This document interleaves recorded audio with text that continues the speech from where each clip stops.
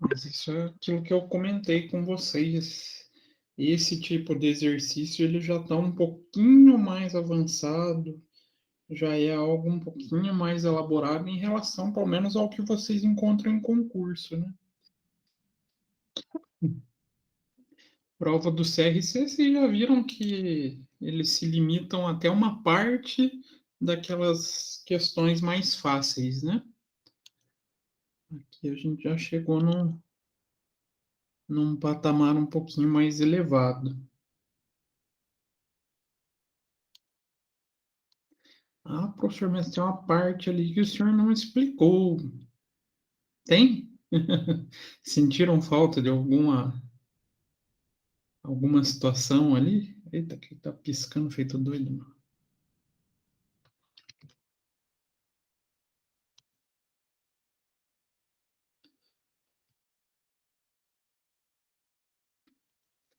Então, temos aqui o nosso exercício, né?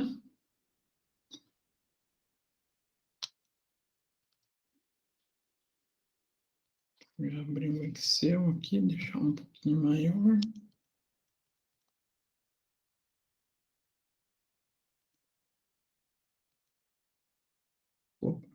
Esse é o nosso próximo tema.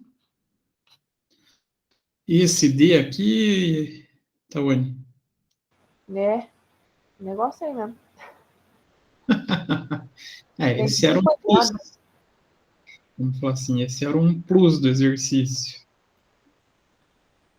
Porque ali é só uma decisão se a gente terceiriza ou não terceiriza ou contrata mão de obra temporária, algo nesse sentido, para complementar a demanda. Então, ele acaba sendo um complemento da teoria das restrições, né? Então, esse era uma parte que eu realmente não expliquei, que seria um desafio adicional para vocês tentarem. Ah, é difícil? Não, na verdade não é muito difícil, não, mas como vocês não receberam orientação nenhuma, ele se tornou um pouquinho mais confuso, né? Um pouquinho mais complexo, não confuso. Então vamos lá. Então aqui tem o nosso enunciado, nada de muito complexo. Então a gente está em uma empresa que produz dois produtos, cujo processo vai estar representado abaixo. Então, conforme aquela notação da teoria das restrições. Então, a gente tem matéria-prima 1, matéria-prima 2, matéria-prima 3, matéria-prima 4. Então, olha, produto A, ele leva tanto a matéria-prima 1, leva matéria-prima 2 e 3 na sua composição. Beleza? E o produto Y leva tanto a matéria-prima 2 quanto a matéria-prima 3 e a matéria-prima 4. E os custos unitários aqui? R$ 10 para cada unidade matéria-prima 1, R$ 20 da 2, 20 da 3 e R$ 20 da 4. Então, a gente já pode aqui entrar com o cálculo do custo. Produto X e produto Y. A gente pode colocar aqui quantidade.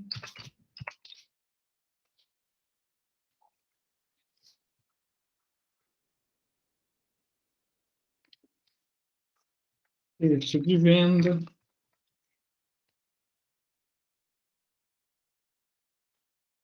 Custos variáveis.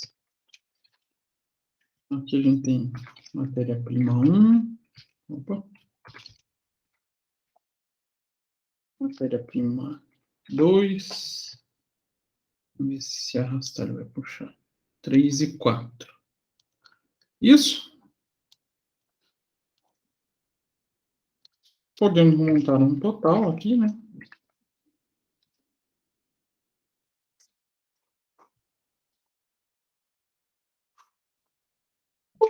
Total dos custos variáveis.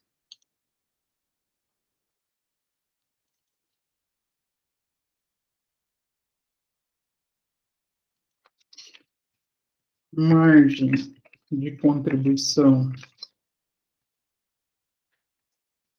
bruta.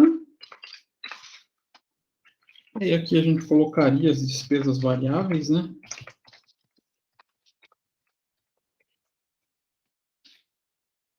Faz um total também.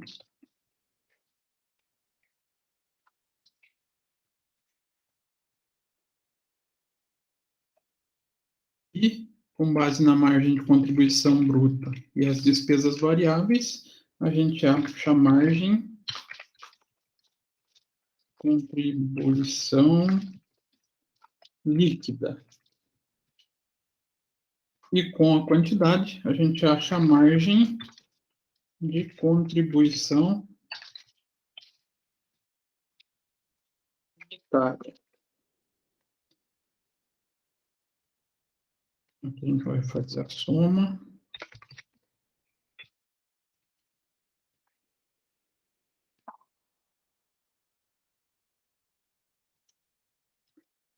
Preço de venda menos essa soma, a gente vai achar a margem bruta. Somamos as despesas variáveis.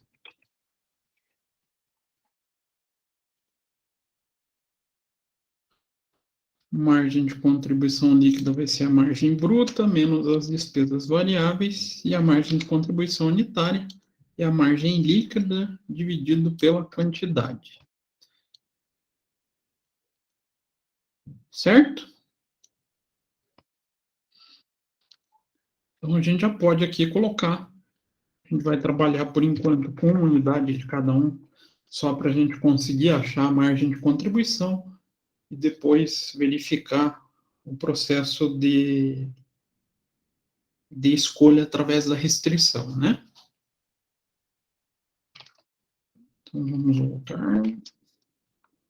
Então, matéria-prima 1 vai só para o produto X. Então, aqui ele vai R$10. E no produto Y não vai nada. Matéria-prima 2. A 2, ela pode ir tanto para o produto Y quanto para o X, né? Vai entrar na composição dos dois. Assim como a 3. Então, a gente pode colocar já alocando para ambos. 20, 20, 20 e 20. E a matéria-prima 4, ela só entra na composição do produto Y. Ela não vai no produto X e vai no produto Y. Aqui em reais, para ficar bonitinho. Preço de venda. Então, a gente vai aqui na primeira anotação, a gente consegue vender a R$80 unidade, com uma demanda de 10 peças por semana. A segunda quantidade, o segundo produto, a gente vende a R$100 por unidade, também com uma demanda de 10 unidades. Então, R$80 e R$100.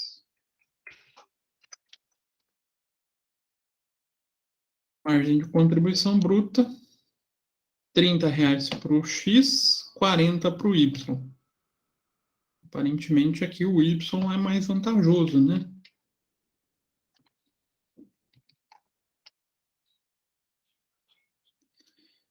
E a gente tem que considerar ainda que a gente tem uma capacidade de cada centro ou cada estação de trabalho 54 horas. Vou anotar aqui em cima.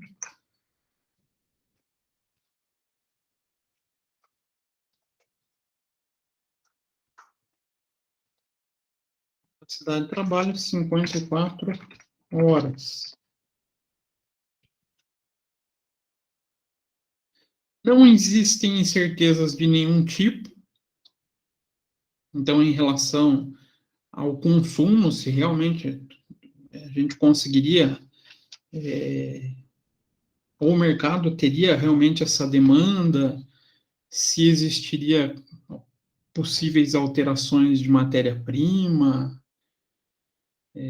esse tipo de incerteza. Então, a gente pode levar em consideração que esses valores não mudam. E não existe tempos de preparação significativa. Então, somente a gente considera para o cálculo o tempo que leva em cada estação de trabalho para a gente conseguir chegar à composição do produto. E com base na teoria das restrições, identifique as eventuais restrições de capacidade. Então, pode ser que tenha uma, ou pode ser que tenha mais, ou pode ser que não tenha nenhuma. Identificar qual o melhor mix de produção e qual seria o ganho total correspondente ao mix que a gente definir aqui no item B. Por último, a gente vai pensar aqui se a gente faz uma subcontratação ou não. Vamos deixar em stand-by esse último. Então, o primeiro processo que a gente tem que fazer é olhar a composição dos produtos e definir quanto tempo a gente vai utilizar, levando em consideração o quê? A demanda de cada um dos produtos e quanto tempo cada unidade de trabalho, ou cada estação de trabalho, acaba consumindo nessa produção. Então, a gente monta uma tabelinha. Eu esqueci o que a gente põe nessa tabela mesmo. Primeiro, a gente põe a estação.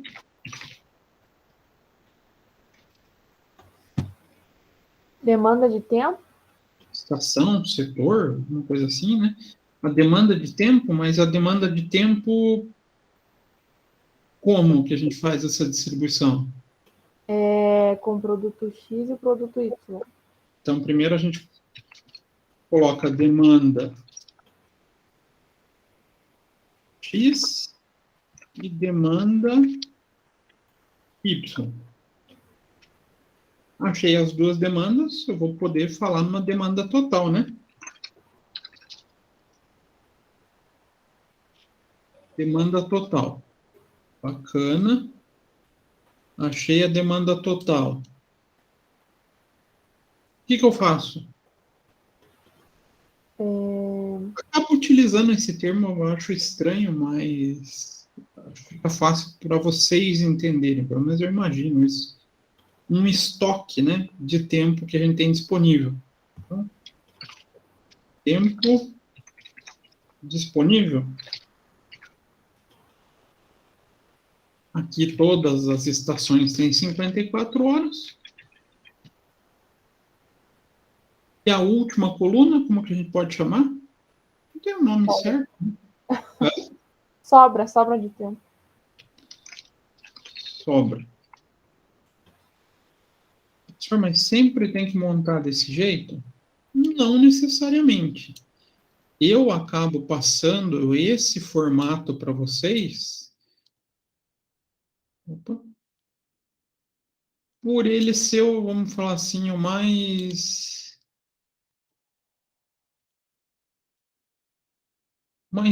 lúdico.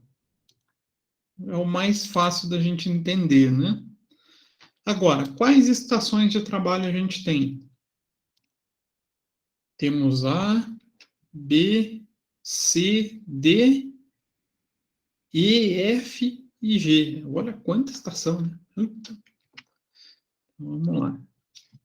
Temos a estação A, a B, a C, a D, a E, a F e a G.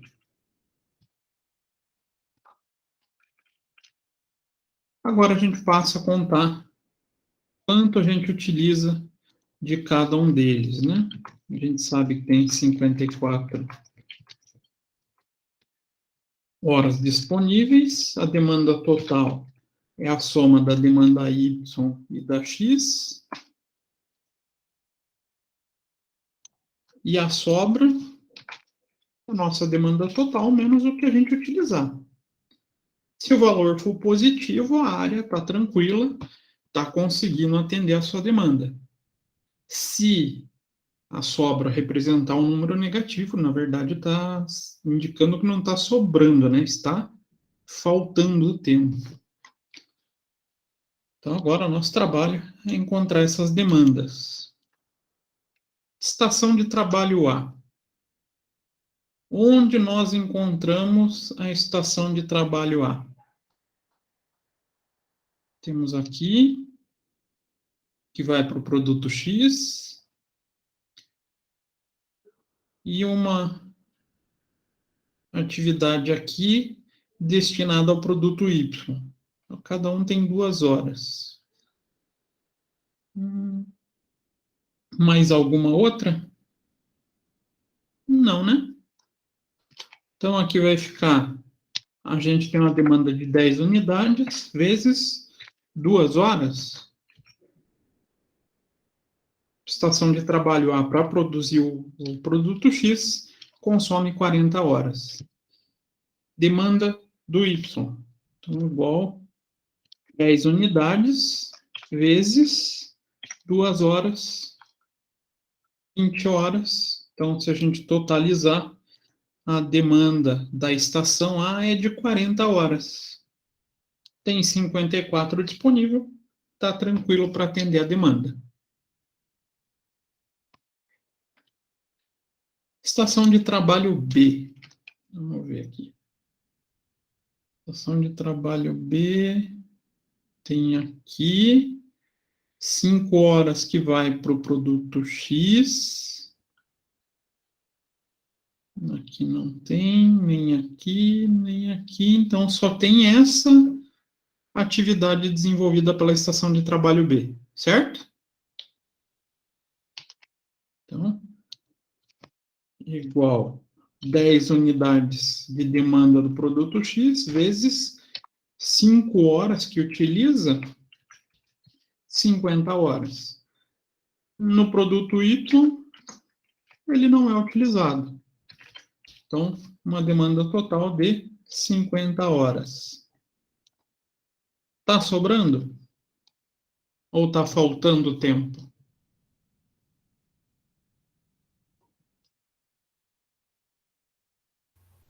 Sobrando, professor? Sobrando 4 horas ali. Tá sobrando 4 horas. Sobrando 4 horas. Estação de trabalho C. Opa. Não tem aqui na matéria-prima 2, nem na 3, nem na 4. Só tem aqui na matéria-prima 1, né? 2 horas.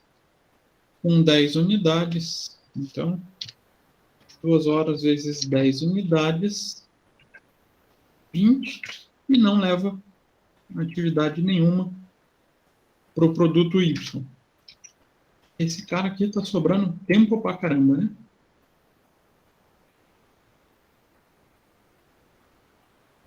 Estação de trabalho D. Olha, processando a matéria-prima 2 e 3.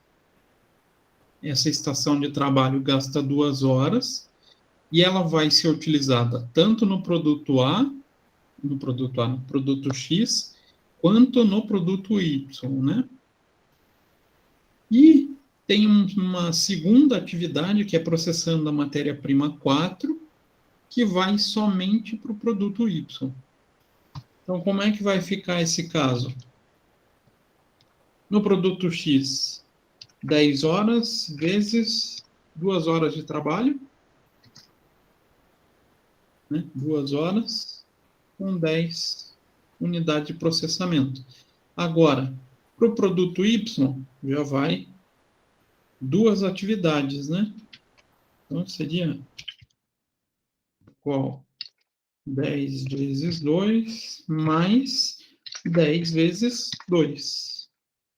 Ah, é 2 horas nas duas estações, nas duas atividades.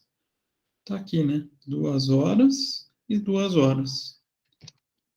Então, total aqui, 40 horas. a estação de trabalho Y já não consegue atender toda a demanda de trabalho. Está faltando 6 horas para a estação de trabalho D. Então, aqui a gente já tem uma possível restrição, né? Estação de trabalho E. Vamos procurar aqui. E tem alguma? Aqui, né? 2 horas, que vai ser unificada aqui na estação de trabalho D. Então, a matéria-prima 2, ela tem um trabalho tanto destinado ao produto X quanto ao produto Y. E é consumido 2 horas. Mais alguma atividade assim? Não, né? Então, igual 10 vezes 2 horas. E para o produto Y, 10 vezes 2 horas. Então, está sobrando 14 horas. Produto F. Ele segue a mesma linha de pensamento aqui do produto E, né? É um trabalho, um processamento anterior à atividade E. E leva 1 hora só. E vai também tanto para o produto X quanto para o produto Y. Então, ele é destinado aos dois. E é a única atividade feita por essa estação. Então, vai ser igual 10 vezes 1 hora, igual 10 vezes 1 hora. Então, também tem atividade aqui, tem tempo ocioso. E a última estação de trabalho, estação de trabalho G.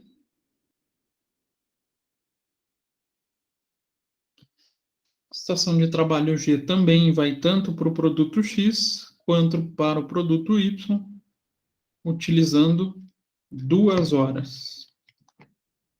Então, 10 unidades utilizando 2 horas e 10 unidades utilizando 2 horas. Então, 20 horas cada produto, demanda total da estação, 40 horas. Então, a gente tem quantas restrições nesse processo produtivo? E agora? Uma? Não. Uma. Tá negativo. Somente a atividade D aqui, né? É a única que está faltando mão de obra. Então, nossa restrição vai ser o quê? Restrição vai ser a atividade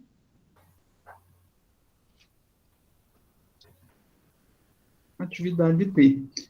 Quanto que eu utilizo de tempo nessa área D para produzir uma unidade do produto X? Eu volto lá. Tem essa atividade aqui, né? Então, a gente gasta 2 horas para o produto X. E para o produto Y? 4. Tem aqui, né, 2 horas, mais o processamento da matéria-prima 4. Então, 4 horas ao total. Quanto a gente vai conseguir de remuneração ou de margem de contribuição para cada hora de trabalho para esses produtos? Margem, vamos colocar só margem de contribuição unitária por unidade restritiva. Com esse aqui, né? Res. R$30, eu divido pela quantidade de horas. Então, cada hora que eu aplicar no produto X, eu vou ganhar R$15. Cada hora que eu aplicar no produto Y, vai ser quanto? 40 dividido por 4. Ele vai me trazer um retorno de R$10. Então, quem que eu priorizo? Produto X. Por que, Tony? Porque ele está trazendo um retorno melhor? Para cada hora que eu aplicar, ele vai me trazer R$5 a mais. Então, obviamente, eu vou transformar ele como primeira opção. Ficou para a segunda opção o produto X.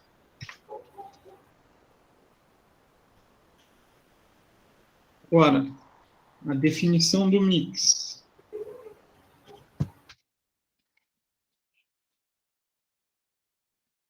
A fabricação, a produção. Quanto eu vou fazer de cada um? Qual a lógica que a gente passa a utilizar aqui? Da opção 1 é os 10, né? Então, a gente vai buscar produzir o máximo que o mercado atende da nossa primeira opção. O mercado é atendido com 10 unidades. Se a gente produzir 10, vai ter tempo suficiente? Vamos fazer aquele controlezinho. Então, a gente tem 54.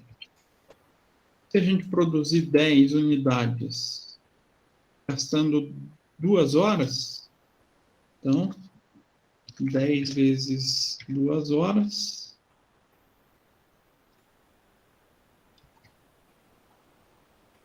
vou consumir 20 horas. Então, posso produzir 10 unidades. Gastei 20 horas de 54 disponível. Sobrou quanto? 34. Dá para produzir uma quantidade de 10 unidades do produto Y? Não. Não? Por quê? Estoura o tempo. Porque estoura o tempo. Vai dar mais ou menos 8,50. Arredondando para 9. Dá 8. Então, aqui, se eu produzir 8, vai dar quantas horas? 8 32. vezes 4 horas, 32 horas. Então, 34 menos 32, 2 horas. E agora? O que eu faço com essas 2 horas? Dá tempo de tomar um café, almoçar.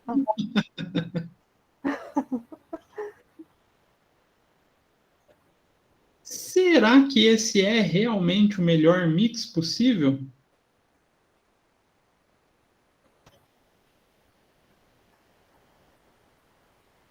Sempre quando sobrar uma quantidade de tempo aqui, com essa sobra, a indicação é fazer um teste, fazer uma simulação. Deixando de produzir uma unidade do produto A e passando a produzir uma unidade a mais, ou produto A não, né, do X, e passando a produzir uma unidade a mais do produto Y. Por quê? Como essa mão de obra aqui vai estar sobrando, se eu não usar, eu vou perder ela, né? Vamos falar assim, vai se transformar ociosa. Eu posso agregar em uma atividade do produto X, se a margem total for mais rentável que a margem do X. Então, se eu tirar uma unidade que vai me trazer uma margem total de 30, e sem acréscimo de horas, eu conseguir produzir uma que me traz retorno de 40, então pode ser que aqui a vantajosa fique 9 e 9. Não entendi, professor. Melhor forma de saber isso. Faz uma simulação.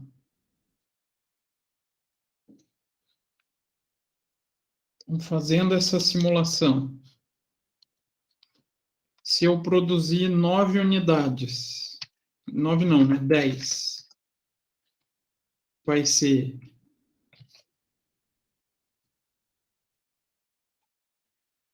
80 vezes 10, e aqui vai ser 100 vezes 8, que a gente vai produzir. Isso? A primeira hipótese. Aqui a gente vem fazendo essa multiplicação.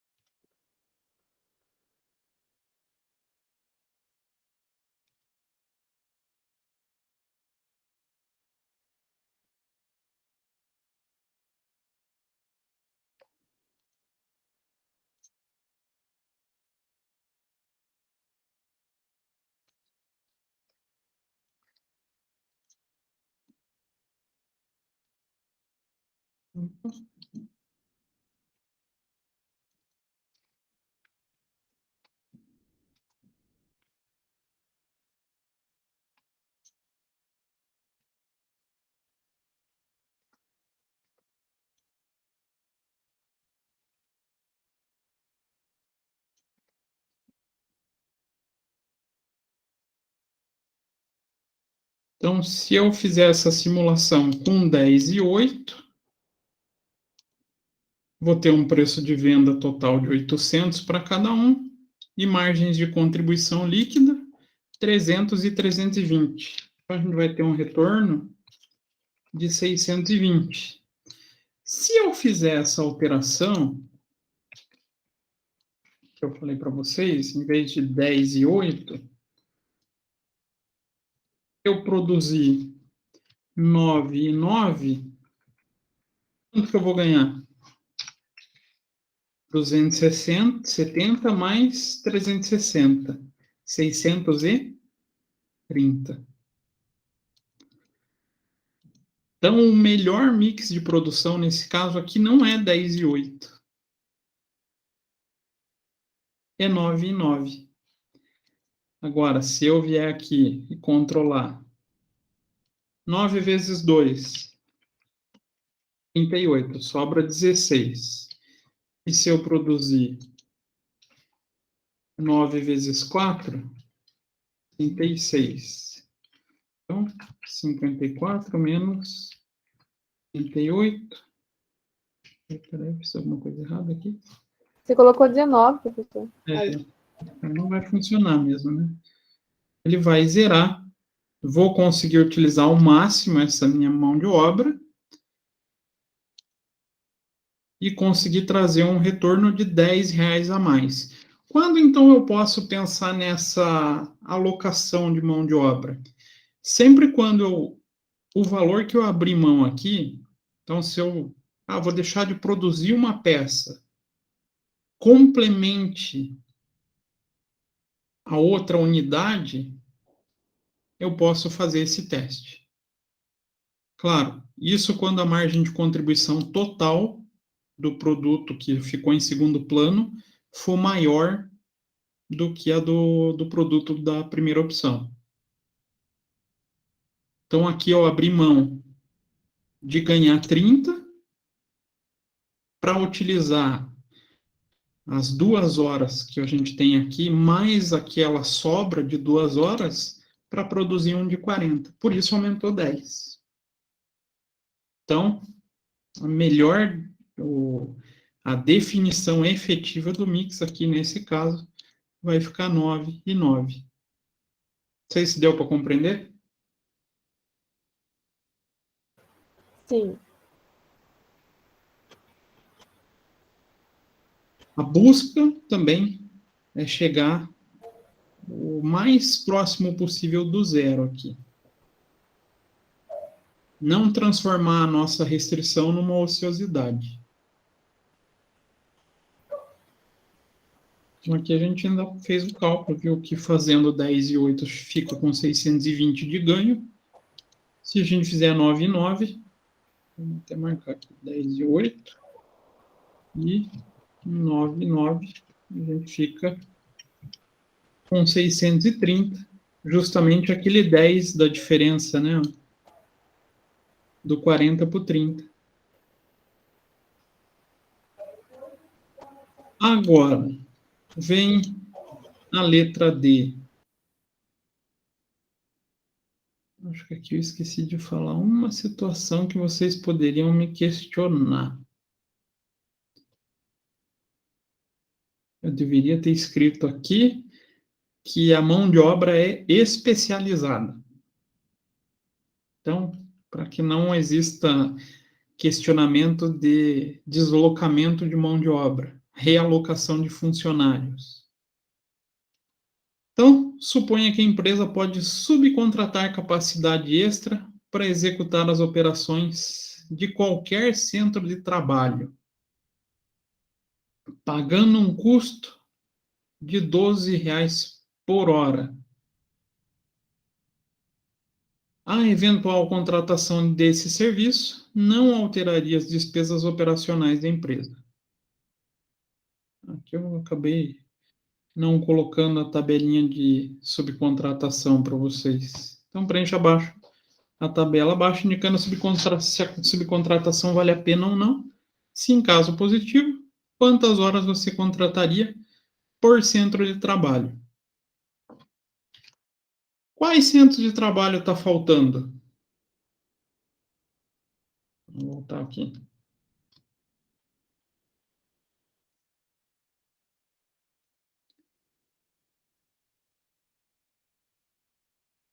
Se a gente parar para produzir toda a demanda, quais centros estão faltando? Então,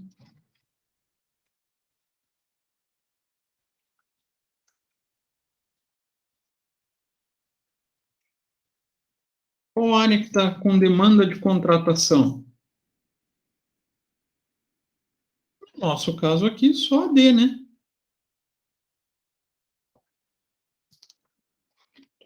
A área D. Qual a demanda necessária?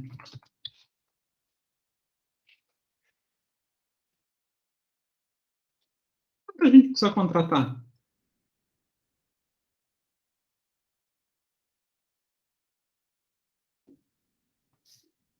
Lembrando, essa demanda total aqui que a gente calculou é para a produção da demanda total dos produtos da empresa. Então, para conseguir atingir esses 60, vou ter que contratar 6 horas, não vou? Então, demanda necessária, 6 horas. Custo hora. Quanto está custando se eu fizer essa subcontratação? R$ 12. Então, o total da minha contratação vai ser quanto?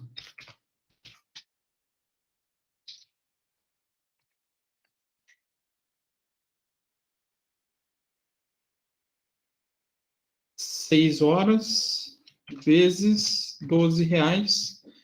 Vou gastar R$ 72.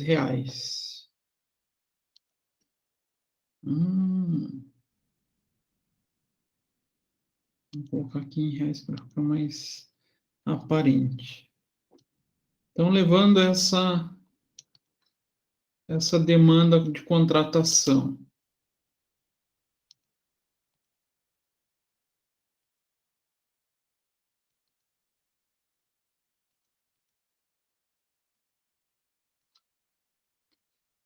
Vou quebrar aqui todos.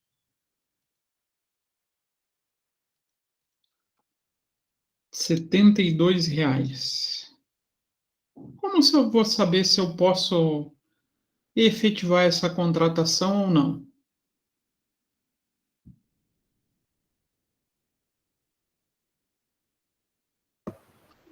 Quanto vai ser o meu ganho? 600. Função da diferença.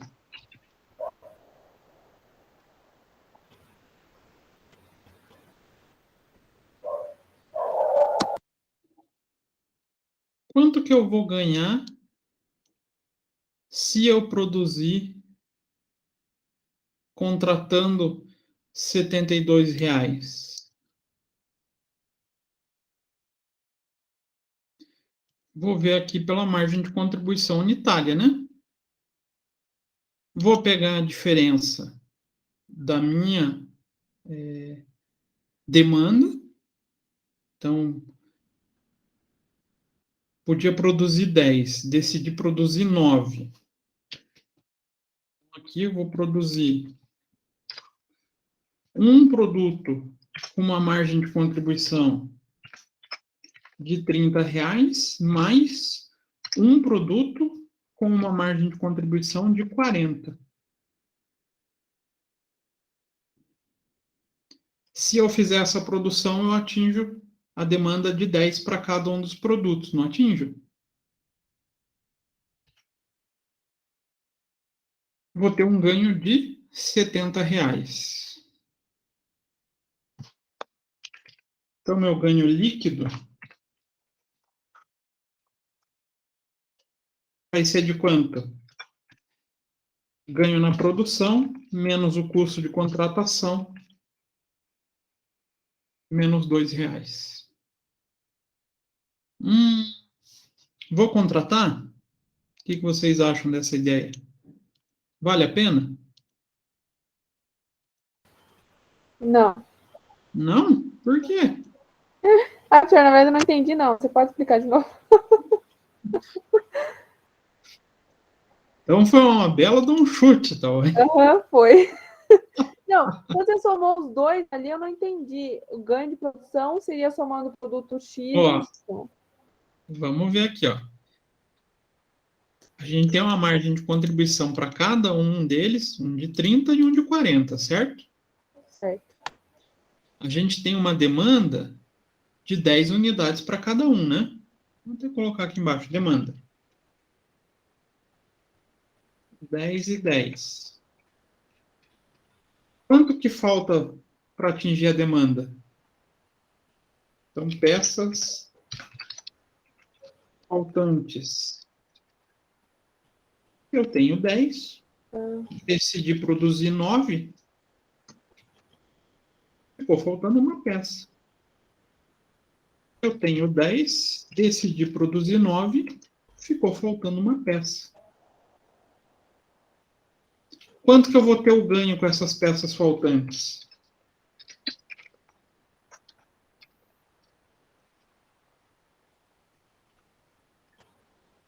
Vai ser a quantidade de peças vezes a margem de contribuição. Por isso que eu fiz essa multiplicação. 1 vezes 30 e 1 vezes 40. Entendi. Que vai dar o ganho de R$ 70, que é o que eu trouxe aqui, né? 1 vezes 30 mais 1 vezes 40. Então, se eu quiser, eu posso pôr aqui na tabela, antes de jogar na tabela de tomada de decisão de subcontratação? Posso.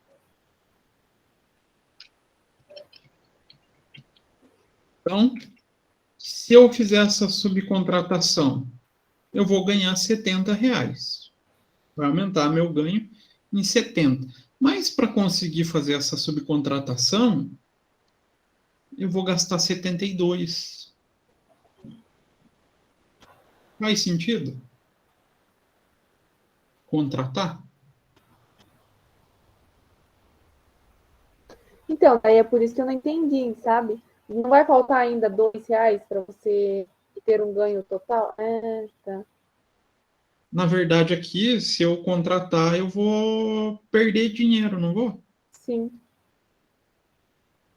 Então, Não vale a pena. não vale a pena. Se eu subcontratar, eu vou ter um prejuízo, não prejuízo, né?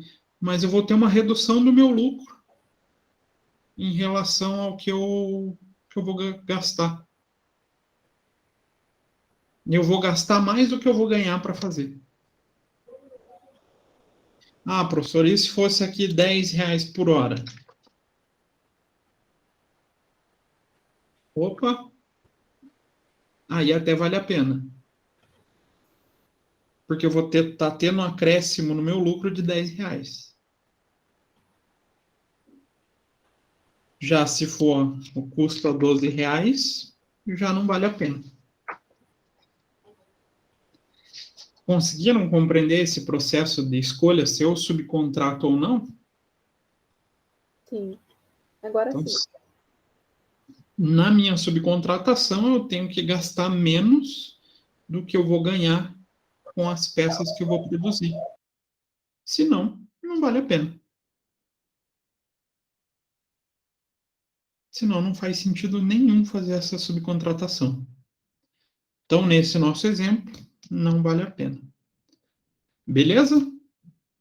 Dúvidas, perguntas, questões? Beleza, professor? Certeza? Daquele jeito, né? Por mim, tranquilo, professor. Essa é a hora de vocês perguntarem, gente. Claro, essa planilha eu vou deixar lá no AVA para vocês, né? Meio confusa. Até o dia da prova ainda há tempo, professor. Ainda tem tempo. Ainda há tempo para perguntas até o dia da prova. Então, já que tem tempo para pergunta, tem tempo para tema novo também, né? Então, o que eu tinha comentado com vocês, a gente vai entrar hoje na figura de custo padrão e junto com o custo padrão, o conceito que eu acho mais bacana da área de custos, que eu acho mais novidade, a gente vai entrar em target costing também. Então, vamos lá. Custo padrão. O que é esse dito custo padrão? Vocês já pensaram o que esse nome padrão pode levar a gente?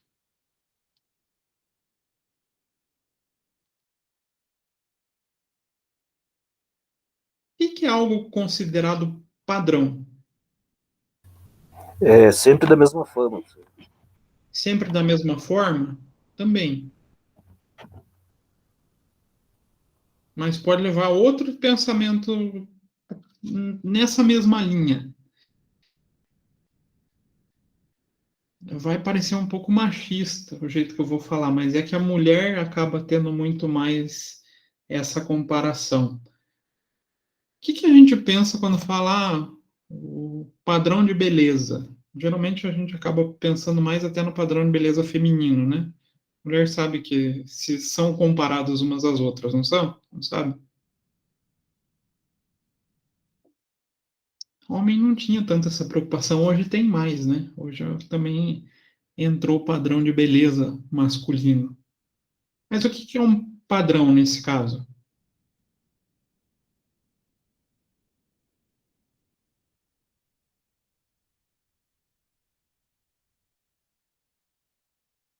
Obrigado pela participação. Um conjunto Legal, de professor. regras, professor. Um conjunto É pra... um exemplo, alguma coisa para se seguir, Um ideal a ser seguido, vamos falar assim. Que, na verdade, para beleza isso é subjetivo, né? Eu me considero padrão, mas é o padrão de beleza minha, então tá bom. Mas para o custo existe essa possibilidade. A definição de custo padrão. O que seria o custo ideal de um produto? Geralmente ele é desenvolvido no começo da produção de algo. Então, essa figura do custo padrão surgiu da necessidade de antecipação de informação de custo de produto. Então, o pessoal que trabalha com orçamento empresarial, quem faz a projeção orçamentária, eles pensam muito nesse cara. Porque eles trabalham com valores padrões.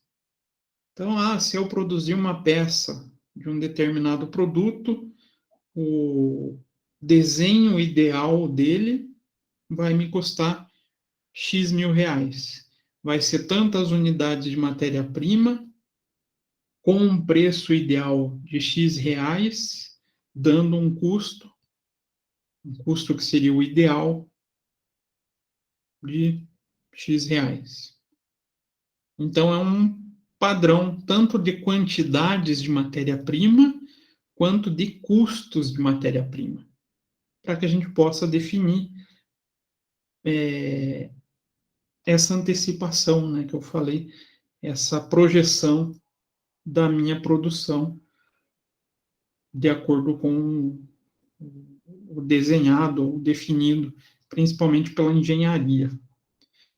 Então, ela surgiu também por grande necessidade de se encontrar uma forma de diminuir desperdícios no processo de produção. Também o pessoal que trabalha muito com orçamento conhece essa comparação. Só que no orçamento a gente costuma chamar de orçado versus realizado. Já ouviram isso? Quem já se deparou com isso na empresa? Orçado versus realizado. Não, não lembro. O orçado é aquilo que foi definido antecipadamente, foi pensado na projeção quando estava sendo feito o orçamento. E o realizado é o que efetivamente aconteceu. E a gente vai saber se uma área conseguiu ser eficiente ou não, comparando o que ela desenhou, o que ela pensou para o futuro e o que aconteceu. O ideal das empresas é sempre que o realizado fique abaixo do orçado, né? É o sonho dos gestores de orçamento. A única coisa que aqui a gente vai definir o comparativo, não entre orçado e realizado, mas entre custo padrão e custo realizado. Então a gente faz um desenho ou faz um mapeamento de quanto vai ser o custo do produto tido como ideal, tido como, olha, esse é o processo perfeito. E quanto a gente realmente conseguiu desenvolver na realidade. Então, o significado mais elementar de custo padrão é a meta que a empresa elabora para a fabricação de seus produtos, sabendo, entretanto, que a meta anteriormente fixada pode sofrer alteração, o que não invalida a adoção do custo padrão. Então a gente pode fazer alteração, professor? Pode. Sempre que a gente perceber ou tiver indício de que alterações sejam necessárias no processo, a gente pode fazer o redesenho desse custo padrão. Não, o processo sofreu uma mudança por parte da engenharia, então quantidade de matéria-prima, quantidade de peças muda. Refaço o custo padrão. Não, a gente está vivendo em 2021. Ou seja, período onde a gente acha que tem um custo, passa um mês, o custo já subiu 30%, 40%, quando não for mais, né? Períodos inflacionários. A gente revê a estrutura de custo padrão, para que a gente consiga fazer uma comparação realista, né? Também não adianta a gente montar um custo padrão que seja inatingível. Aí a gente vai sempre apresentar resultado desfavorável, a gente sempre vai estar indicando que a empresa não está conseguindo atingir suas metas. Então, ela é possível, não invalida o processo, desde que essa revisão seja feita de modo consistente, né? Não seja por erros anteriores. Então, o grande objetivo do custo padrão é fixar uma base comparativa entre o que ocorreu e o que deveria ter ocorrido, independentemente da empresa utilizar o método de custeio, seja por custeio direto, seja por absorção, ou até mesmo custeio variável. Qual vocês acham que as empresas adotam para o custeio padrão? Qual o método mais comum para o custeio padrão?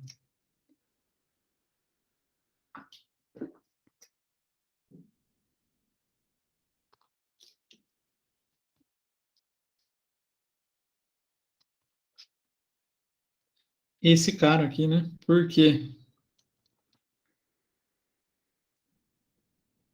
Toda empresa é obrigada a fazer ele, né?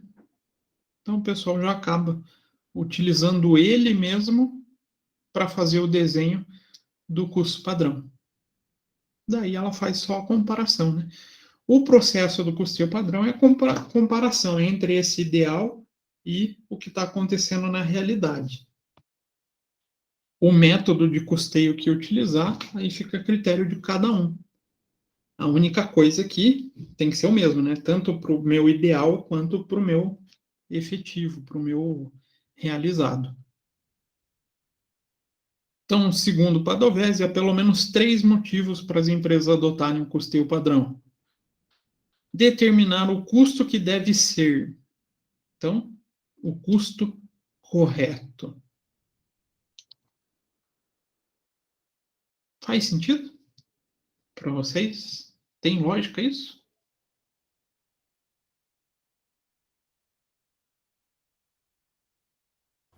Mais ou menos.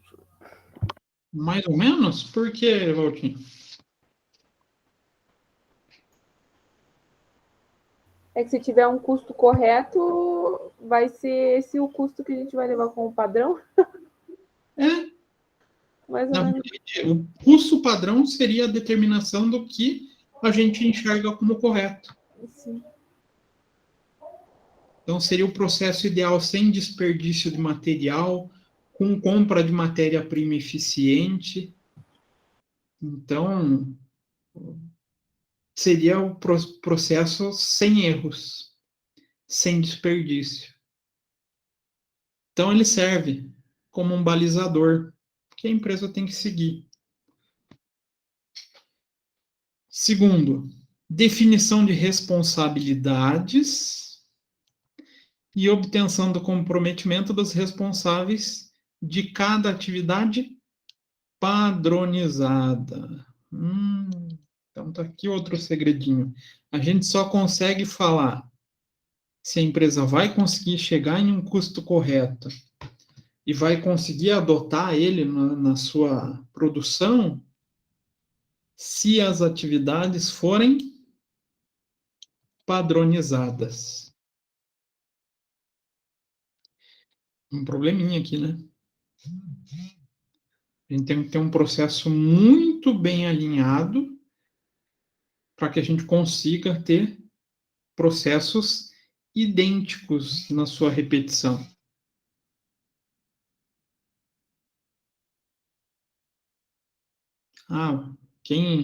Até é bacana de enxergar isso. Vocês já observaram como é a cozinha do McDonald's?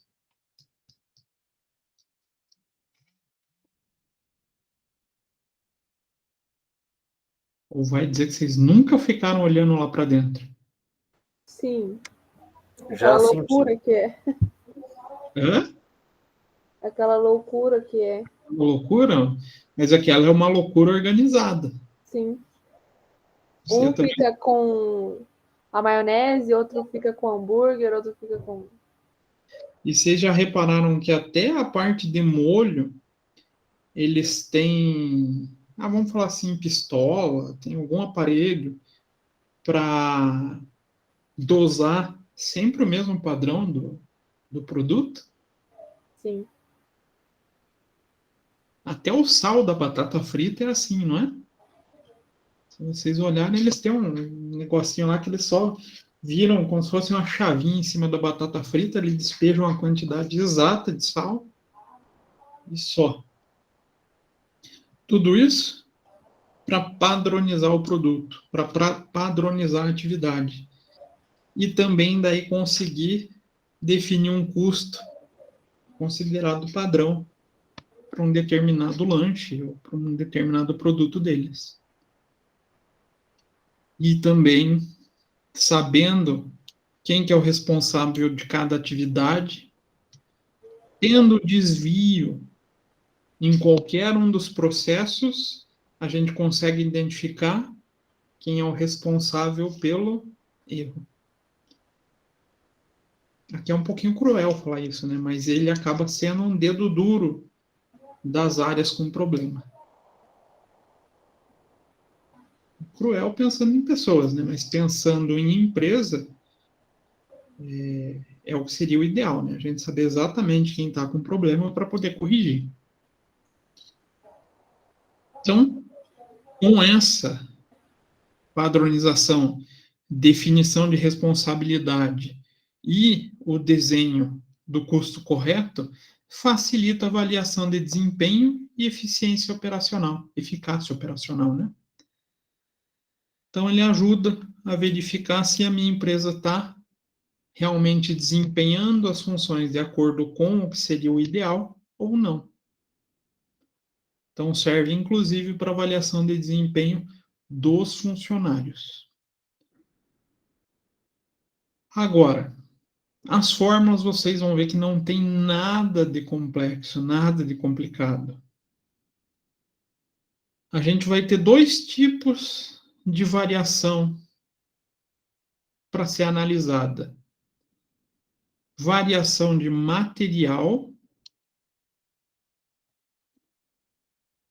e essas variações de materiais podem ser avaliadas nas quantidades, nos preços e a mais completa, mista,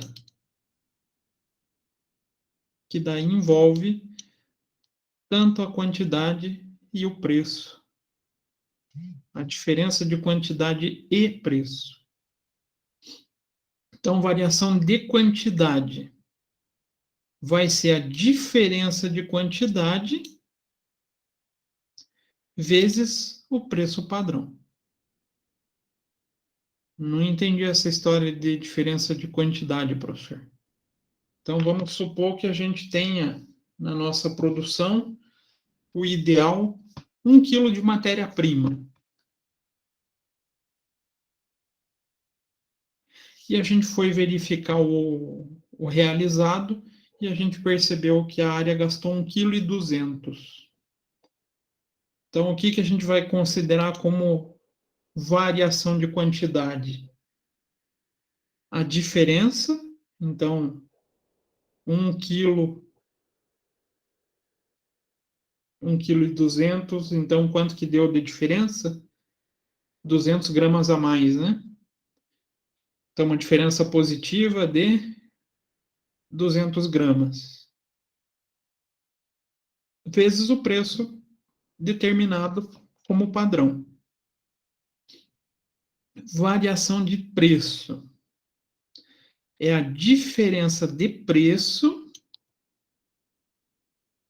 vezes a quantidade padrão. Então, em vez de ver o 1 quilo e 1,2 kg, aqui a gente vai considerar só 1 quilo, que era o padrão, mas a gente vai ver quanto que a gente está gastando. A gente tinha como alvo, como objetivo, comprar R$10, mas a gente acabou pagando 15. O que aconteceu? A gente tem uma diferença positiva aqui de R$5.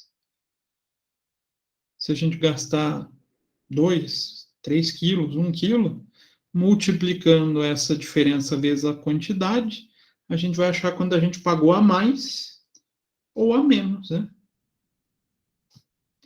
Professor, o ideal, o que seria? Chegar aqui nas respostas, 0. Significa que tanto o nosso desenho como ideal está sendo bem projetado, quanto a execução também está sendo bem executada. Professor, deu problema. Eu não consegui fazer esses desenhos de modo perfeito.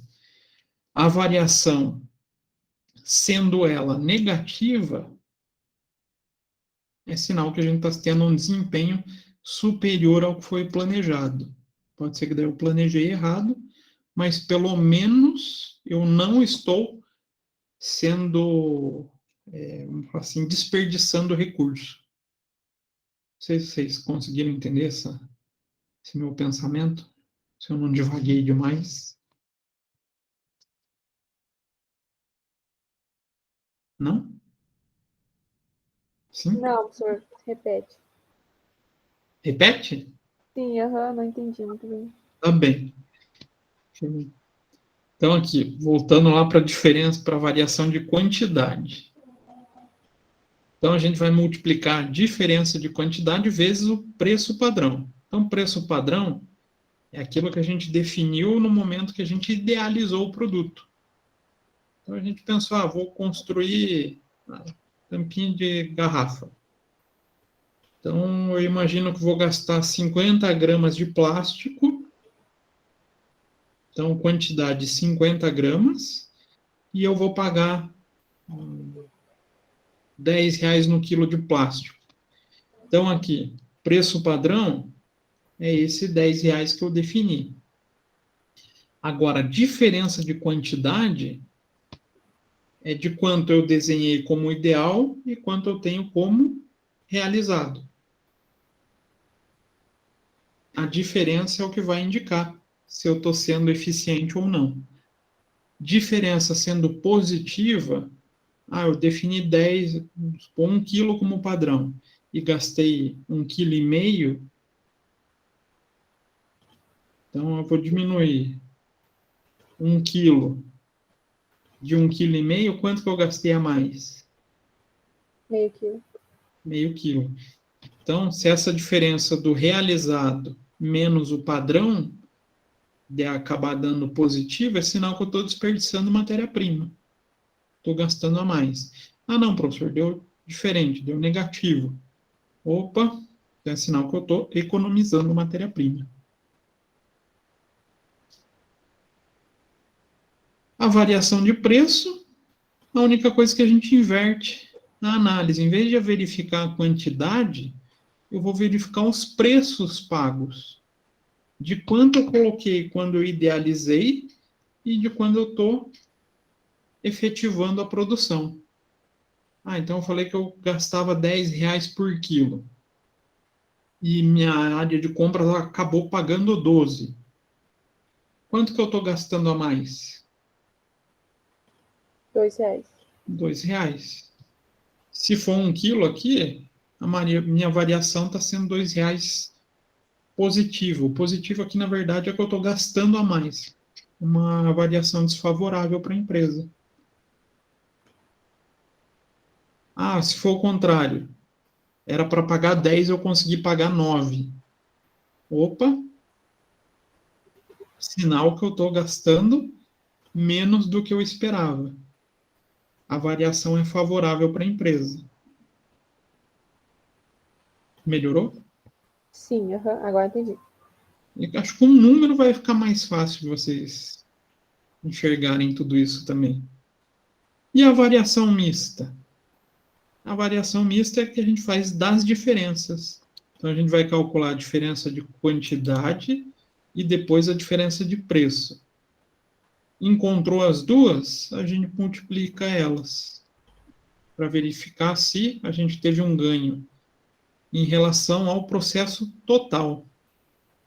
Em geral, a variação mista não é tão difícil de calcular, porque a gente já encontrou a diferença de quantidade, já que a gente geralmente faz primeiro a variação de quantidade, e também encontrou a diferença de preço, que a gente faz depois a variação de preço. Então é só pegar os dois elementos que a gente já calculou e faz a multiplicação entre eles. Isso para material. E a outra possibilidade é para mão de obra. Então, aí a gente chama, em vez de quantidade, preço e mista, a gente chama de eficiência, taxa e mista.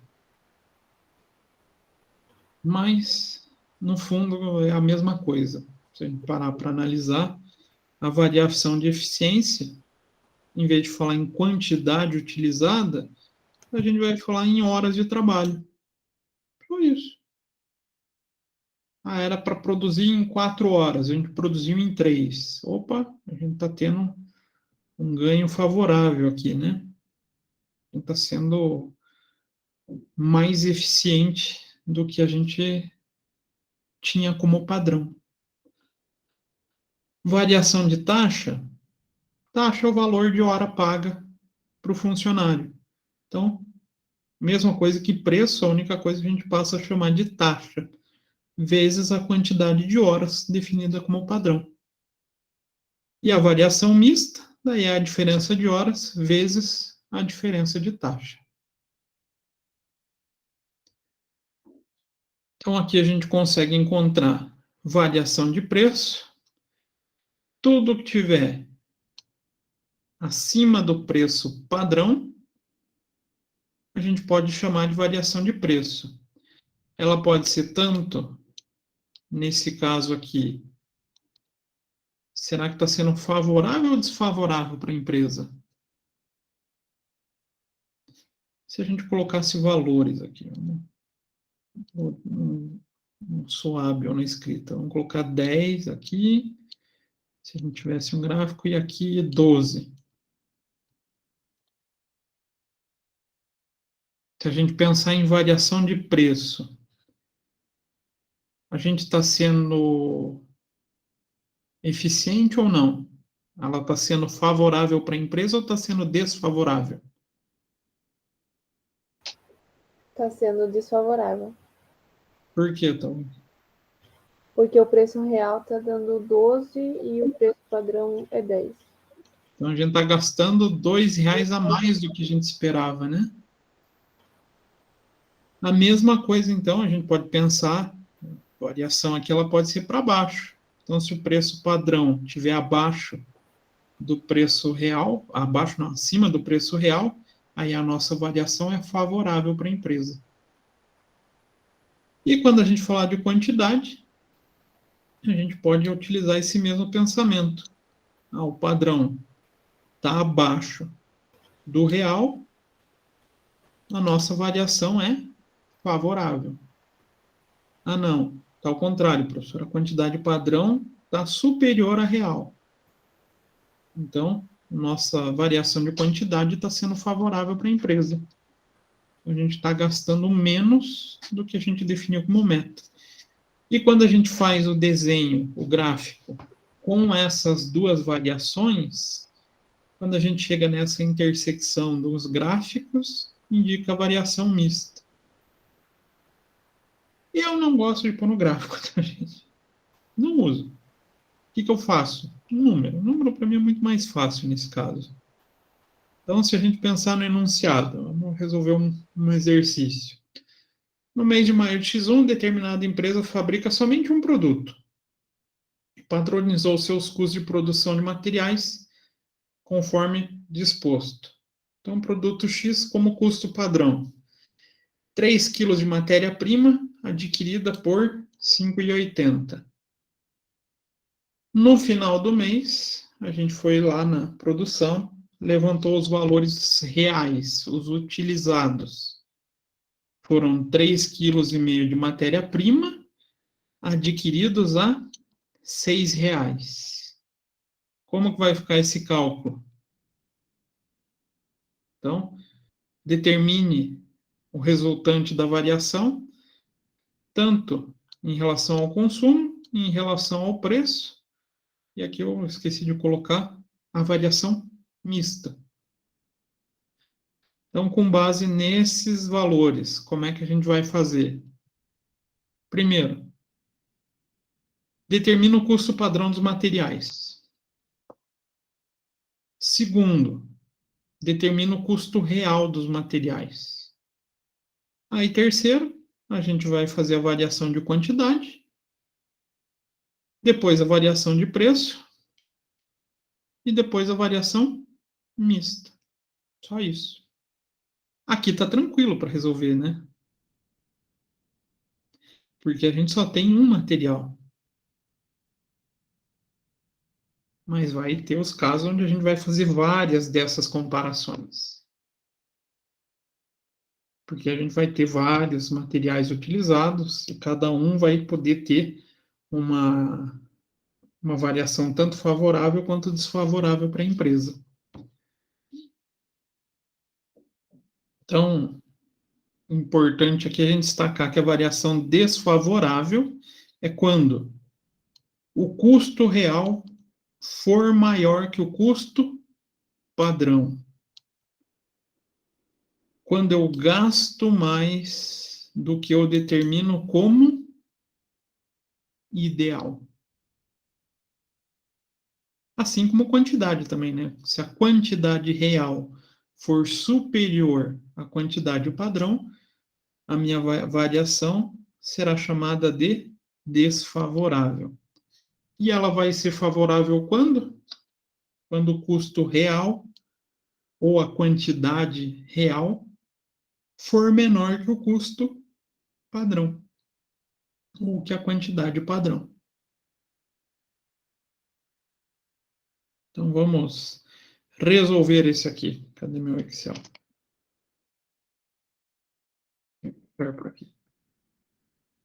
Aqui.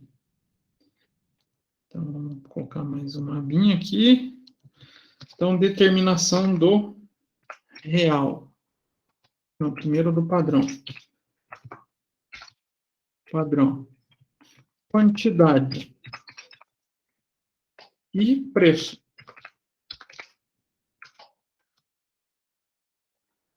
Quanto que a gente tem como quantidade padrão? 3 quilos, custando R$ 5,80. Então, a gente vai lá, determina quantidade.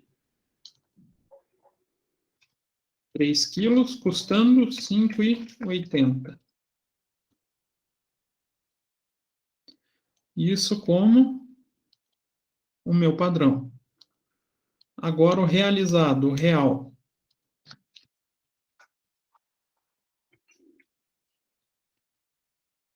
Quantidade, preço. Quantidade, quanto que a gente gastou? R$ 3,50, pagando R$ 6,00.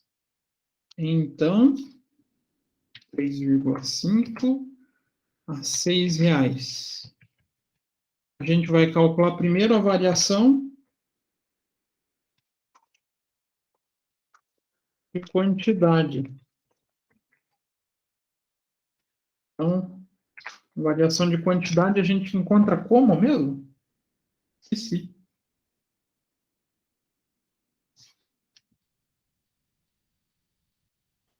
Quando a gente falar de quantidade, é porque a gente quer a diferença da quantidade. Então, é diferença. Quantidade multiplicado pelo quê mesmo? Preço. Preço. Esqueci. Real, preço real, preço. Não, é o padrão. Padrão. Sempre quando a gente estiver fazendo a variação de quantidade e a variação de preço, a gente vai utilizar, digamos assim, a outra ponta do cálculo, o valor padrão. Então, se a gente estiver fazendo variação de quantidade, o preço vai ser o padrão. Se a gente estiver fazendo variação de preço, a quantidade a gente compara com o padrão. Então, preço, padrão.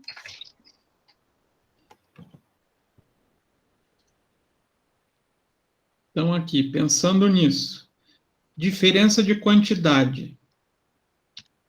Como que a gente calcula? Real menos padrão. O que a gente chegou aqui? Teve uma diferença de quilos a mais ou a menos? A mais. Não, mas não é 3 quilos, né? Eu peguei. Peraí, que. Ah, tá certo. É Ah, só tá. meio quilo, né?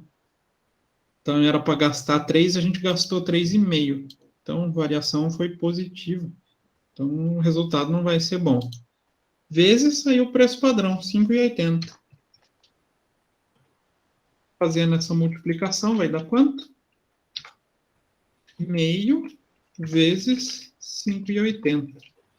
Deu positivo, professor. Desfavorável.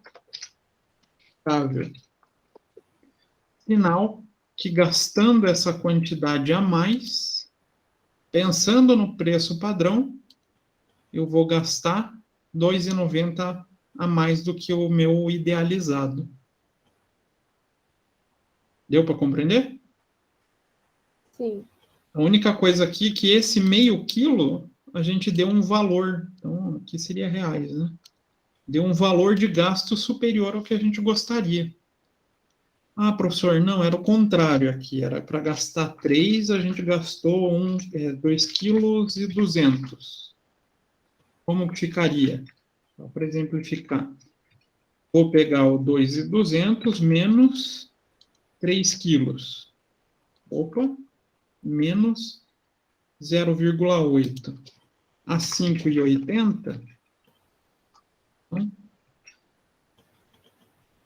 menos a diferença de quantidade, vezes o preço padrão.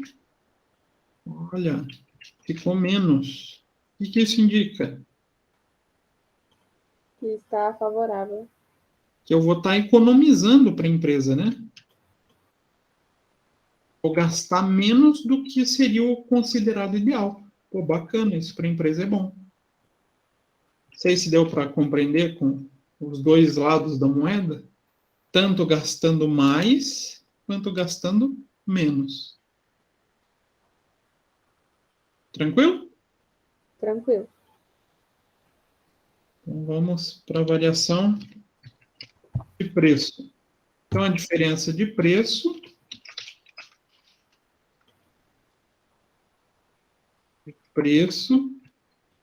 vezes... Aí, o que a gente usa agora? A quantidade padrão. Exato.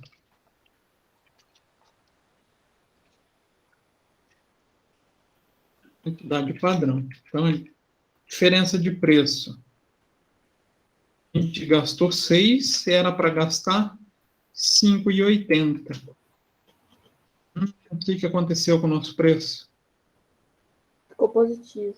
A gente gastou 20 centavos a mais do que deveria. Não ficou bom, né?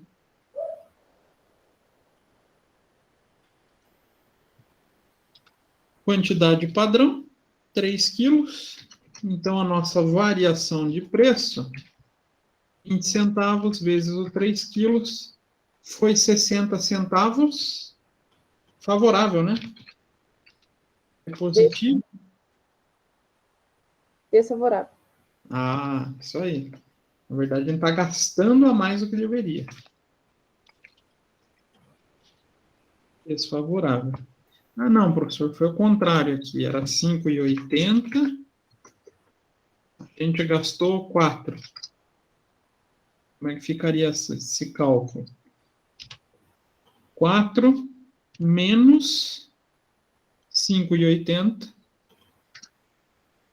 Então, a gente economizou 1,80, consumindo 3 quilos, que seria uma quantidade padrão. 1,80 vezes os 3 quilos. Opa! Economizamos R$ 5,40. Então, nesse caso aqui, seria favorável, né? Isso. E por último, quem ficou faltando? PM. Esqueci de colocar o nome aqui. Variação de preço. Aqui embaixo, a variação mista. Variação mista diferença de quantidade vezes o quê? Diferença de preço. Exato. Diferença de preço. Ah, precisa calcular de volta? Não, né? A gente já calculou aqui, então vai ser o meio aqui em cima. E aqui o preço, 20 centavos. Então, o nosso consumo aqui, meio quilo a mais, pagando 20 centavos a mais. Então, nossa variação mista representa 10 centavos. Favorável ou desfavorável? Desfavorável. Desfavorável.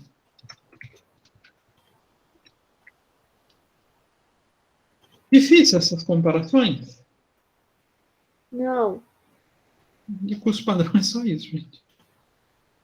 A única coisa que no dia a dia a gente faz com vários produtos, né?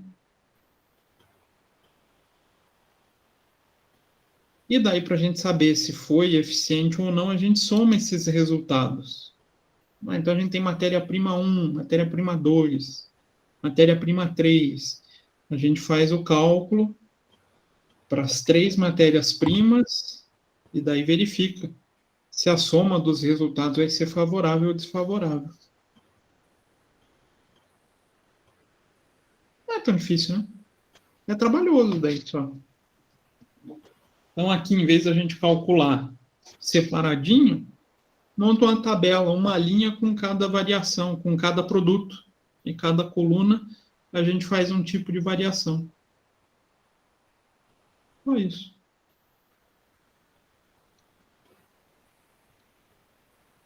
E aqui eu trouxe até uma questão de ENAD, para vocês verem como o pessoal costuma cobrar isso. Matéria-prima, material secundário, mão de obra direta. Então, o custo padrão definido com base nos valores de 2010, e ao final de 2011, a gente constatou os seguintes custos reais: matéria-prima, material secundário e mão de obra direta.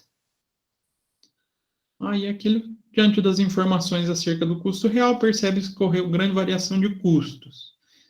Nessa situação, as variações de matéria-prima em quantidade, preço e quantidade e preço, que chama daí de mista, foram de só aplicar aquele cálculo.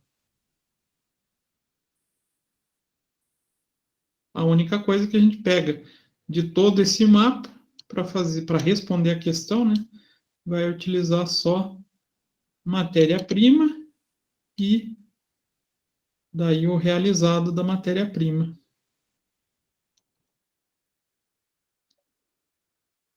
Diferença de quantidade aqui.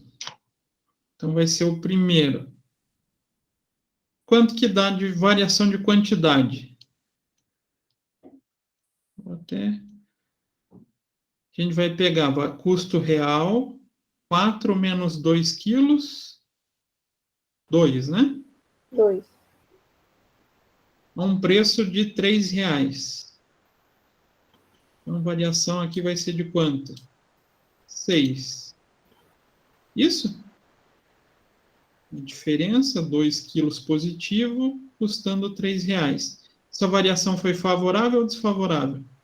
Desfavorável. Desfavorável. Então, pronto, já dá para responder a questão, né?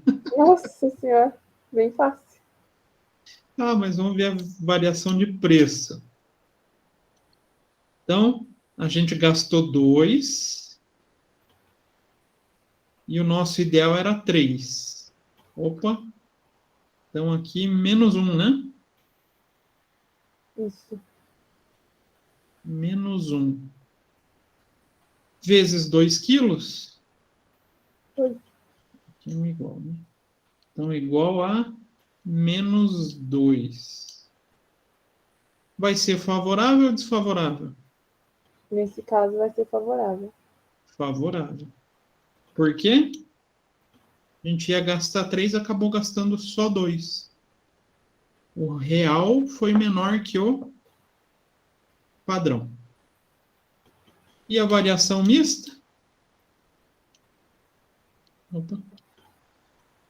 Só multiplicar. 6 vezes menos 2. É isso? Não. Não? É 2 e 1. 2 aqui da diferença e um menos de 1, né? menos 1, menos 1. Então, 2 vezes menos 1, menos 2. Esse menos 2 significa que a gente conseguiu fazer o quê? Economizar ou gastou a mais? A gente economizou. Economizou. Então, favorável. Resposta. Então, aqui, eu acho que no slide eu acabei colocando a resposta errada aqui, mas tudo bem. Não, eu achei que estava deslocado aqui para baixo. Mas tá certo aqui. Fácil uma questão dessa? Tranquilo. Vocês verem como que cai, tanto em concurso quanto em exame de suficiência e no próprio ENAD, que essas duas questões aqui são de ENAD. Essas duas não, né? Só uma. E vantagens do custo padrão? Contabilização dos estoques já por valor fixado. A gente não precisa ficar criando os novos métodos. Traz os cálculos que a gente já tem para fazer essa definição de padrão e a comparação com o real. Ele é um processo fácil de ser adotado na prática, quando a gente já tem um sistema de custos implantado. Efeito psicológico sobre o pessoal. Teoricamente, é uma vantagem, desde que a empresa saiba utilizar esse efeito psicológico. Como assim, professor? A gente tem que saber remunerar o funcionário para que ele tenha a consciência de que ele precisa economizar. Então, tem várias empresas que adotam política de remuneração variável com isso. Vou até comentar o que a gente tinha como padrão lá na LL, né? Porque era a LL mesmo. Existia uma premiação dos maquinistas chamada Copa Diesel. O pessoal da LL também era doido por futebol. Copa Diesel. O que era isso? Remuneração para os maquinistas que apresentassem uma maior economia de combustível, já que combustível para transporte é o maior custo que tem, né? Então, se eu souber falar, olha, tua meta é fazer isso, se você conseguir bater tua meta, você vai ganhar um bônus. O pessoal vai se empenhar para atingir esses valores. Então, o custo padrão ele pode surtir como efeito psicológico favorável. Ah, professor, mas eu não estou com dinheiro para pagar. Se a gente vê, tem outras formas de tentar elevar o moral do pessoal, né? Aquelas histórias de funcionário do mês. Tem gente que não se motiva muito por isso, mas serve como fator de destaque. Outra vantagem é aquilo que eu comentei do orçamento. Ele tem ligação com o orçamento global. Então, toda empresa que tem orçamento empresarial bem definido já vai estar trazendo para o seu sistema o custo padrão. Cria a obrigação do registro e controle de quantidades tanto físicas dos fatores de produção, como também dos valores que são registrados aí no orçamento e na contabilidade. Então, o controle também sobre as quantidades físicas são necessários e são necessários que sejam feitos corretamente. Isso para a empresa é bom. Dá um trabalho na hora da adoção? Dá. Mas, depois que implantado, ajuda a manter um controle maior no funcionamento da empresa. Pode existir apenas certos produtos ou departamentos, não é em todos que a gente consegue implantar, tá? Produtos que não sejam padronizados, não tem como fazer custo padrão. Então, se eu não tenho um produto ou um serviço que seja padronizado, eu não consigo aplicar. E pode haver implantação gradual por produto, por serviço ou por setor. Então, não necessariamente a gente precisa pegar a empresa inteira e enquadrar tudo de uma vez. A gente quer fazer esse processo de adequação, a gente pode ir gradativamente implantando, de acordo tanto com a organização da empresa, quanto com a prioridade que ela deseja. Agora, o que tem de desvantagem? Aumenta a carga de trabalho. Além de produzir, o pessoal vai ter que controlar melhor isso. Então, acaba exigindo mais dos funcionários. Exige um bom sistema de custo real. Se o sistema não refletir a realidade da empresa, então não tiver um bom sistema de custeio, pode jogar fora o custo padrão, ele não pode ser adotado. Mas ele não é um retrato fiel da realidade da empresa. Lembrando que aqui seria um valor estipulado como o ideal a ser seguido. A gente, no meio empresarial, dificilmente consegue seguir padrões ideais. Por quê? Será que até nos melhores processos produtivos não existe perda de material?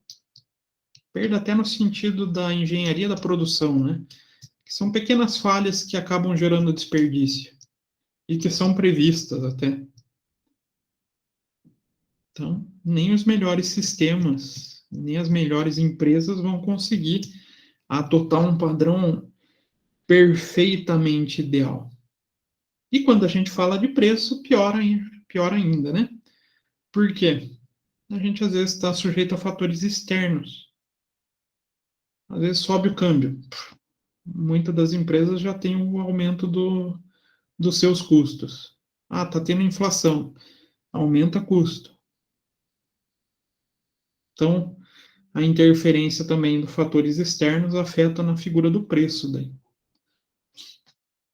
Então, não existe... Não, opa, nossa, que rabisco que eu fiz. Então, não existe como falar em retrato fiel, justamente porque as empresas não conseguem elaborar sistemas produtivos perfeitamente eficazes. Então, caso seja fixado o padrão como um conceito ideal, pode causar efeito psicológico desfavorável também. Então, se você forçar um excesso aos seus funcionários, o que poderia ser um fator psicológico positivo, pode inverter e gerar desmotivação, em gerar padrões onde a gente nunca consegue alcançar. Então, os funcionários acabam ficando desmotivados, né? É igual padrão de beleza daí, né? Padrão de beleza, eu já tenho que me contentar com a barriguinha. Eu sei que para chegar num padrão da sociedade como homem ideal, eu vou ter aqui um conceito muito longe da minha realidade. Então, eu fico com o psicológico desfavorável nesses casos, né? E na primeira implantação, claro, a gente sempre vai estar sujeito a erro e imperfeição. Tudo que a gente faz pela primeira vez, a gente vai cometer erro, mas o importante é que para próximos períodos a gente corrija esses erros que a gente acaba levantando, né? Então, a primeira implantação ela vai ter erro, não vai ser perfeita. O importante é que seja corrigido nos próximos períodos. Dúvidas, perguntas, questões sobre custo padrão? Tranquilo, professor. Tranquilo? Então, para não perder o hábito, vou colocar um exercício de custo padrão. Vocês viram que não é nada de bicho de 7 cabeças, né? Não é, porém, se você colocar um monte de produto, daí fica. Não, eu não vou colocar muitos produtos. Eu vou seguir mais essa linha, assim, desses exercícios de concurso. Não vai ser nada de bicho de 7 cabeças. Então, basicamente, vocês vão seguir o que a gente exemplificou aqui, vocês conseguem resolver tranquilamente. Na próxima aula, a gente corrige esses exercícios. Aí a gente entra no tema que eu acho dos mais legais, que é o tal do target cost. Parece até, se a gente parar para pensar na tradução, né, custeio-alvo, dá uma sensação que é a mesma coisa que o custo padrão, não dá? Custeio-alvo, custo padrão, mas não são. Esse daqui é muito mais legal, já que ele é um processo, não é bem um processo de custeio, a gente depende de um custeio também, mas a gente faz um pensamento de definições de custeio baseado, em vez de pensar no interno, a gente parte do público externo. Então a gente começa a pensar quanto que o preço está lá fora. Então quanto que eu tenho que custar minha produção para conseguir ter um lucro. Hoje eu estava vendo, até pensei isso. De manhã eu estava comprando adoçante lá para o escritório. Aí eu estava comprando um sachêzinho e vi lá na caixinha da FIM. É FIM? Foi que eu comprei? Acho que foi. Uma caixinha azul. Aí o sachê estava, na caixinha estava falando que o sachê tinha diminuído, acho que de 30 gramas, de 40 gramas para 30 gramas. Uma coisa assim. Tudo isso já traz de pensamento de custeio padrão. Ele não consegue mudar o preço. O preço já está vindo determinado pelo mercado. O que eu faço?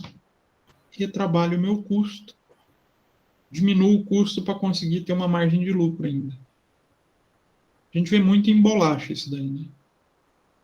O pacote de bolacha é campeão para fazer esse tipo de coisa.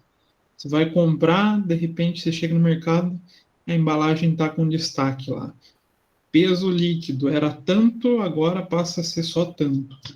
Revoltante isso. E o preço não mudou nada, né? Não, só aumenta. Pelo menos isso, né? O preço não muda tanto.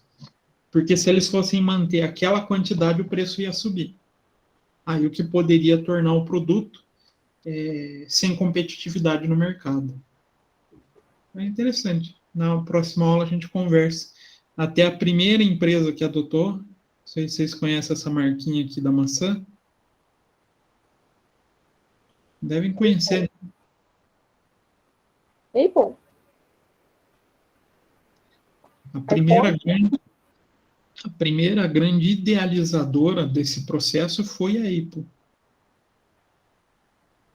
Engraçado, né? Um produto que teoricamente põe o preço que ele quer. Mas nem sempre foi assim. O ressurgimento das cinzas da Apple foi com a adoção do Target Cost. A gente vai conversar melhor na próxima aula. Beleza? Beleza, professor. Então tá, gente. Eu vou colocar a planilha ali que a gente resolveu o exercício de hoje, o exemplo que a gente fez, e vou também postar no AVA a atividade para vocês fazerem, e a gente se encontra quinta-feira que vem. Tá bom? Beleza, combinado. Então tá. Bom descanso para vocês. Boa noite. Obrigada, professor. Boa noite. Boa noite. Ficou as mulheradas só. Hã? Hoje só ficou a mulherada só. É verdade, né? Eu acho que tem jogo hoje, né? Por isso. Verdade. Acho que tem jogo do Brasil. Tem algum jogo hoje, eu escutei falar. Por isso. Tem jogo. Pode ver que o Valtinho, que é chegado no jogo de futebol, também rapidinho para ir embora. Verdade. Então Mas tá, tá bom, professor. Muito obrigada. para vocês. Boa noite, bom Boa feriado. noite. Tchau. Tchau, tchau.